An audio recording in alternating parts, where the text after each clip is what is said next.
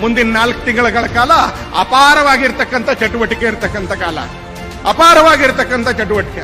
ನಾವು ಮೇಲ್ಗಡೆ ಅಲ್ಲ ಕೆಲಸ ಮಾಡೋದು, ಕಡೆ ಡಾಕ್ಟರ್ ಹತ್ರ ಕೆಲಸ ಮಾಡಬೇಕು, ಕಡೆ ಪೂರ್ವ ಸೈನಿಕನನ್ನು ತಲುಪಬೇಕು, ಕಡೆ ಶಿಕ್ಷಕನನ್ನು ತಲುಪಬೇಕು, ಕಡೆ ನೇಕಾರ ಬಂಧುವಿನ ಮನೆಯನ್ನು ತಲುಪಬೇಕು. ನಾವು ಮೇಲ್ಗಡೆ ಒಂದು 10 ಜನರ ಜೊತೆ ನಮ್ಮ ನಾಯಕರುಗಳ ಮನೆ ಸುತ್ತಮುತ್ತ ಅಥವಾ ವಿಧಾನಸೌಧ ಸುತ್ತಮುತ್ತ, ಇದು ಭಾರತೀಯ ಜನತಾ ಪಕ್ಷದ ಕಾರ್ಯಕರ್ತನ ಸಂಸ್ಕೃತಿ ಅಲ್ಲ, ಇದು ಕಾರ್ಯಕರ್ತನ ಸ್ವಭಾವ ಅಲ್ಲ.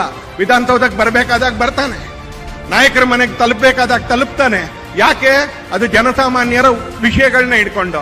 ಅದಿಟ್ರೆ ನಮ್ದು ಯಾವಾಗ್ಲೂ ಕೂಡ ಜನಸಾಮಾನ್ಯರ ಮಧ್ಯೆ ಕೆಲಸ.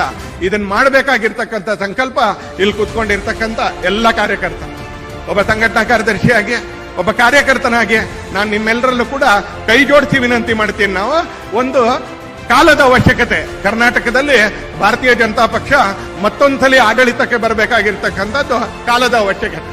ಇವತ್ತು ದೇಶದ ರಾಜ್ಯದ ಅಭಿವೃದ್ಧಿಯ ರೈಲಿಗೆ ವೇಗ ಸಿಕ್ಕಿದೆ. ದೇಶದ ರಾಜ್ಯದ ಅಭಿವೃದ್ಧಿಯ ರೈಲಿಗೆ ವೇಗ ಸಿಕ್ಕಿದೆ. ಅದು ಮತ್ತೆ ಬಿಜೆಪಿ ಗೆದ್ರೆ ಮಾತ್ರ ಆ ವೇಗ ಹಾಗೆ ಉಳ್ಕೊಳ್ಳುತ್ತೆ, ವೇಗ ಹೆಚ್ಚಾಗುತ್ತೆ.